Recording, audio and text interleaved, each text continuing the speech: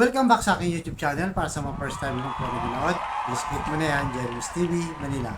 Anyway guys, wala nang bayad to, libre lang. Tulong mo na lang din sa kapwa mo. Alright? Thank you very much po. So topic natin yung po today's reflection. Habang hinihintay natin, paparating na ang Pasko.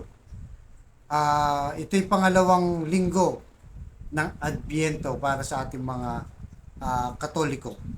Yan guys, dahil naghahanda na tayo sa pagdating ng ating Panginoong Yesus.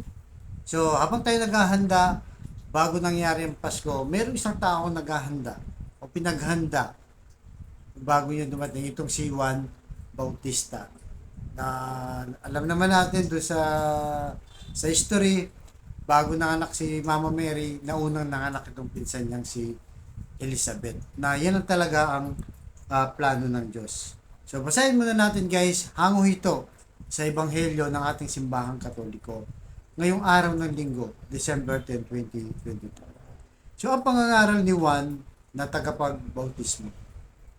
Sa Marcos chapter 1 verse 1 to 18. Ito ang simula ng magandang balita tungkol kay Jesucristo, ang anak ng Diyos. Tulad ng nakasulat sa aklat ni Propeta Isaias. Narito, ang sugo ko na aking ipadadalang mauuna sa iyo. Ihahanda niya ang inyong daraanan. Ito ang pahayag ng isang taong sumisigaw sa ilang. Ihanda ninyo ang daanan ng Panginoon. Gumawa kayo ng mga matuwid sa landas na kanyang lalakad. At dumating nga sa ilang si Juan na tagapagbautismo ng nangaral. Pagsisihan ninyo, talikuran ang inyong mga kasalanan at pabautismo kayo upang kayo patawarin ng Diyos. Halos lahat ng taga-Judea at taga-Jerusalem ay pumunta kay Juan. Ipinahayag nila ang kanilang mga kasalanan at sila'y binautismuhan niya sa ilog Jordan.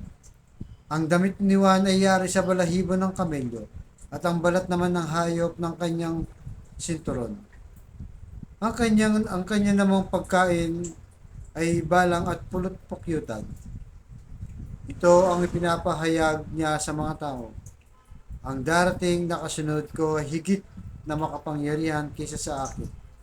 Hindi ako karapat dapat na yumukod at magkalas man lamang ng tali ng kanyang sandalyas. Binabautismuhan ko kayo sa tubig, ngunit babautismuhan niya kayo sa Espiritu Santo. So yan guys, yan ang mabuting balita ngayon.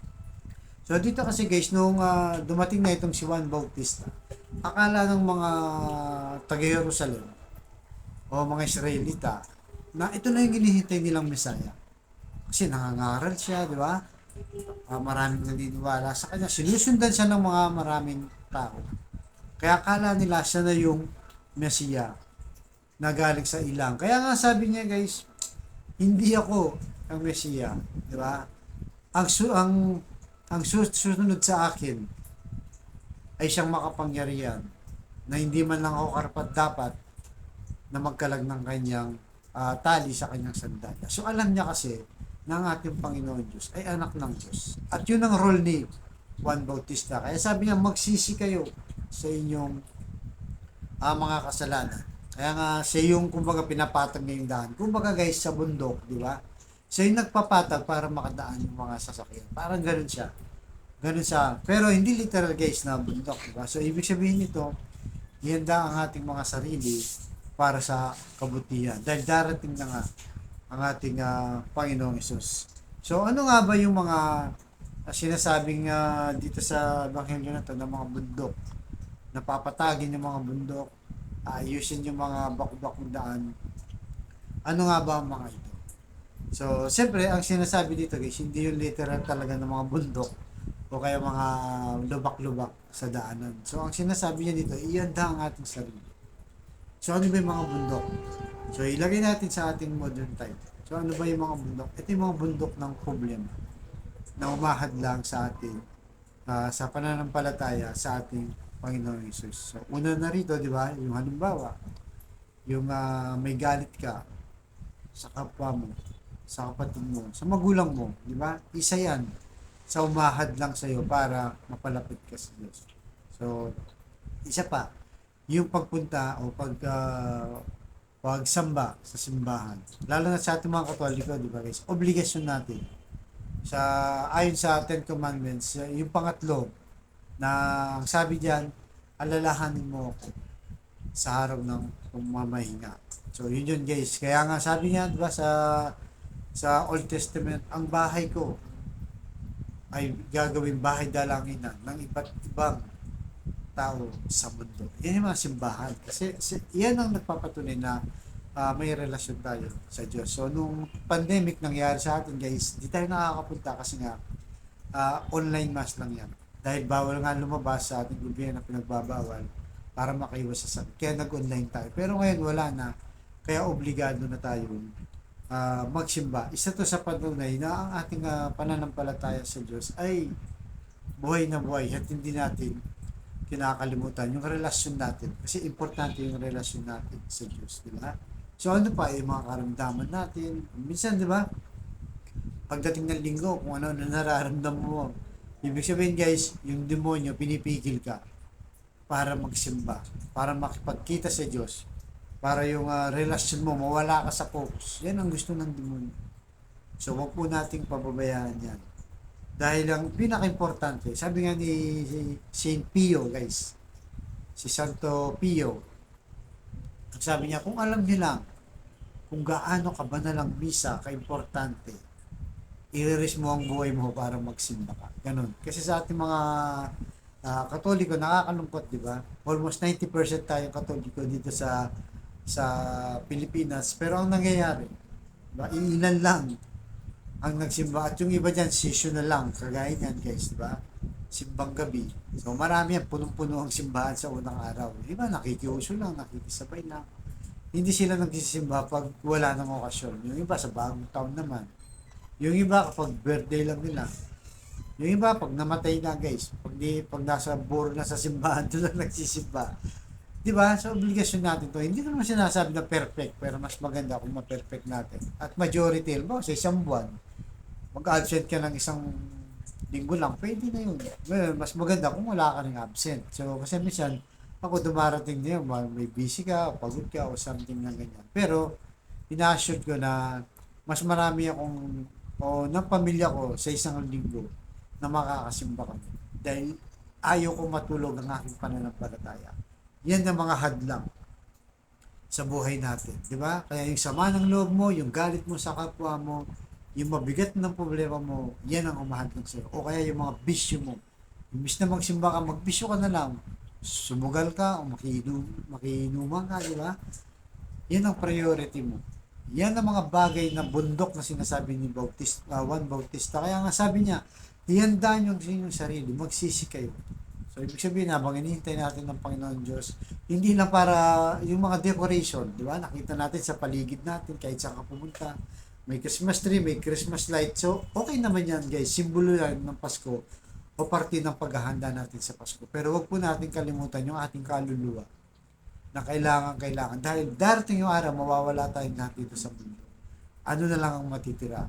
Yung pananampalataya natin. Dahil pag namatay na tayo, focus na tayo kay Kristo o sa Diyos, di ba? Pagsamba, manalangin, yan ang ginagawa sa langit, guys. Pero habang dito tayo sa lupa, napaka-busy natin, di ba? Sa trabaho, sa negosyo, sa barkada, sa kung saan-saan, sa travel, sa vacation at kung ano-ano pa. Okay lang din yan, guys. Huwag mo lang kalimutan magsimba. Ibigay natin yung para sa Diyos para masaya din siya. Di ba? So, gaya na sabi ko, wala yung pinagkaiba ito sa may sakit. Haba, nagkasakit ka, di ba? Yung anak mo, magulang mo, o kapatid mo, dinalaw ka, hindi ba mas masaya ka kaysa sa tatawag sila? Kaya napaka-importante po na yung pagdalaw sa ating simbahan Katoliko. Kaya nga nagalit ang Panginoong Yesus, di ba? Nung ginawa nilang palengke o bahay ng magnanakaw yung kanyang simbahan, di ba? Nagalit siya, pinalo niya lahat ng mga nandun, di ba guys? So, kasi banal yan. Kasi kung hindi naman importante yun, bakit niya pagagawin yun? Nasa simbahan ginagawang kalokohan. Di ba?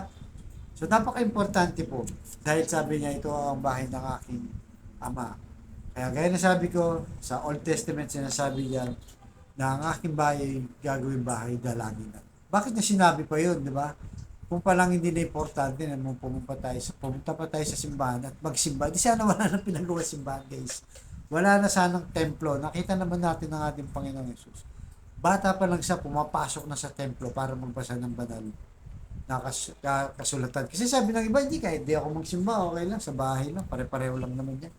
Kahit nasaan naman yung, kahit nasaan ka naman, nandyan ng Diyos. Totoo yun, kung nasaan ka. Pero yung pagsamba mo, yung pagbigay mo ng effort sa Diyos, iba yun, di ba? Yung maligo ka, magbihis ka, sumakay ka ng jeep, bumiyahe ka ng malayo, sa ano mo mangyari, pupunta ka, babagyo man yan, o kung ano pa man, pag yung relasyon natin sa Diyos nandyan, buhay na buhay, iyan ang pinaka-importante sa atin, lalo na sa ating mga Katoliko. Kaya yan po ang ating isa puso, ilagay sa ating isip na huwag kalimutan natin paghandahan ng Pasko, lalo na yung ating sarili. Nakalimutan na yung away, tampuhan, galit sa kapwa, di ba? Kung napapagod ka, okay lang, magtampo ka sa Diyos. Kung pagod ka sa problema mo ngayon, mabigat ang nararanasan mo, okay lang din yun. Magpahinga ka lang, magtampo ka sa Diyos, umiyak ka, pero huwag mong kalimutan ang iyong pananampalataya sa Diyos. So tayo po yung manalangin. Lord, maraming salamat po sa araw nito. Patawarin niyo po kami sa aming mga kasalanan. Lalong-lalo na po ang aming kahingahan. At maraming salamat po, Lord, sa paalalang ito. Anumang mangyari sa aming buhay, anuman ang kalagayan namin, Lord, yung mga hadlang, mga bundok, mga lubak, na humahadlang para ikaw ay sambahin, pasalamatan, lalo na sa panalangin, pagpunta sa simbahan. Tulungan niyo po kami, Lord, na malagpasan lagi ito, na mawala ang aming mga katamaran sa buhay, lalo na yung pagpunta sa simbahan. Lalo na, Lord, yung mga kapatid namin may matinding karamdaman, problema sa financial, at sa relasyon sa pamilya. Kung ikaw, isa ka dito sa mga may problema, sabayin mo ko sa napakasimpleng dasal, guys. Kung ikaw maniwala, ikaw magtiwala, at hindi mawawala ang iyong pananampalataya, tsak yun ibibigay ng Diyos. Ano man ang iyong kahilingan, sa pangalan ni Jesus, sa pangalan ni Jesus. I-bless niyo po, Lord, ang kapatid namin ito na may tinding karamdaman. May cancer na, Lord. Stage 4 cancer na, Lord. Bedridden na. Di na nakakatayo, Lord. I-bless niyo po ang kanilang karamdaman. Ipuhin niyo po yung mapagpagaling na kamay, Lord. Haplosin niyo po, yakapin niyo po. Tanggalin niyo po ang kanilang karamdaman, lalong-lalo na para sa kanilang pamilya, para mawala na kanilang paghihirap. Ganon din po sa relasyon ng pamilya, magkawatak-watak, nagkasira sila. Pag bikis-bikisin niyo po muli, Lord, ang kanilang pamilya para bumalik sa magandang relasyon. At sa financial, Lord, na kailangan namin lahat. Lalong-lalo na po sa mga kapatid namin, walang-wala, Lord. Ultimo pambili ng bigas, ng ulam, pambayad sa bahay, ilaw, pambili ng gamot, Lord. Bless niyo po ang aming anak buhay para sa aming mga pamilya. So, lahat ng ito iniling namin, sa matamis na pangalan natin, Panginoong Jesus. Amen and amen. To God all be the glory. Sa ngalan ng Ama, ng Anak, ng Jesus Espiritu Santo. Amen. Thank you very much po.